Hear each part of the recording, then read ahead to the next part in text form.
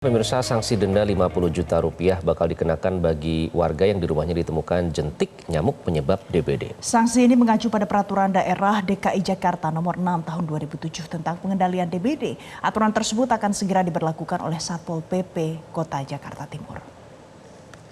Waspadalah bagi Anda yang di rumahnya ditemukan jentik nyamuk Aedes aegypti. Selain berpotensi menyebabkan penyakit demam berdarah dengue atau DBD, Anda juga bisa dikenakan denda paling banyak 50 juta rupiah.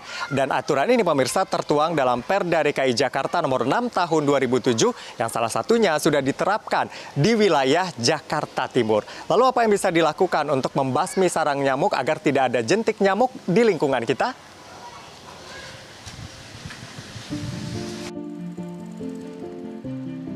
Rp50 juta adalah besaran denda yang dikenakan bagi setiap orang yang di tempat tinggalnya ditemukan jentik nyamuk Aedes aegypti atau Aedes albopictus.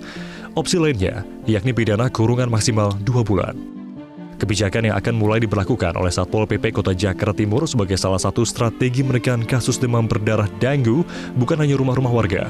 Perda ini juga berlaku untuk tempat ibadah, tempat usaha, sekolah, hingga fasilitas kesehatan. Dalam pemberlakuannya, para pelanggar tidak langsung dikenakan denda.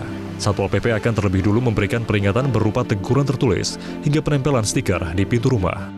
Jika masih ditemukan jentik nyamuk, barulah dilakukan sidang tindak pidana ringan untuk menjatuhkan sanksi pelanggaran perda. Namun warga Jakarta mengaku belum mengetahui secara rinci soal adanya aturan tersebut. Menurut salah seorang warga, seharusnya pemerintah daerah terlebih dulu melakukan sosialisasi masif terkait kebijakan ini. Apalagi, denda yang dikenakan cukup besar.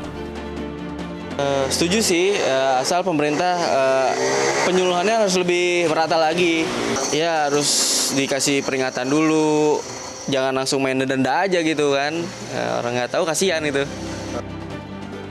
Selama ini, Ilham mengaku hanya melakukan tips sederhana 3M, yaitu menutup, menguras, dan mengubur.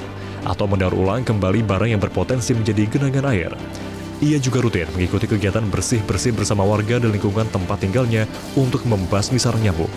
Ia berharap, sebelum menegakkan perda dilakukan, masyarakat harus benar-benar teredukasi tentang pemberantasan sarang nyamuk yang menjadi sumber penyakit DBD. Untuk menjaga DBD sih saya biasanya ya bersih-bersih rumah aja sih, kayak menguras, kayak mengubur menutup gitu kan, kayak ya hal-hal kecil kayak kita harus menghindari jentik-jentik nyamuk lah gitu. Di lingkungan sini sih biasanya kayak ada bersih-bersih, gotong royong gitu ya, kayak selokan sih. Baru-baru ini juga ada bersih-bersih juga, fogging juga kan. Setiap itu juga terlalu rutin aja sih. Pemberantasan sarang nyamuk dapat dilakukan dengan 3M+, di mana langkah plusnya bisa dilakukan dengan memelihara tanaman pengusir nyamuk. Memelihara ikan pemakan jentik juga bisa menjadi solusi lainnya. Sementara, untuk proteksi diri, bisa dilakukan dengan menyemprotkan obat nyamuk atau lotion anti nyamuk, memakai kelambu, hingga menutup lubang masuknya nyamuk. Dan yang terpenting adalah, warga harus bisa menjaga kebersihan lingkungan sekitar tempat tinggalnya.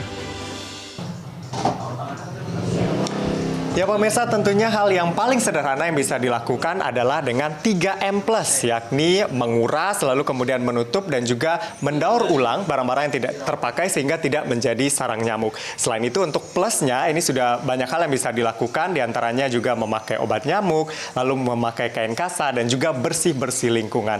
Dan tentunya upaya yang dilakukan ini bisa menghindarkan Anda dari bahaya penyakit demam berdarah, sekaligus juga bisa menghindarkan Anda dari denda 50 juta seperti yang diatur dalam Perda nomor 6 tahun 2007. Dari Jakarta, Anwar Fuadi, Rifki Adi Pradana, Metro TV.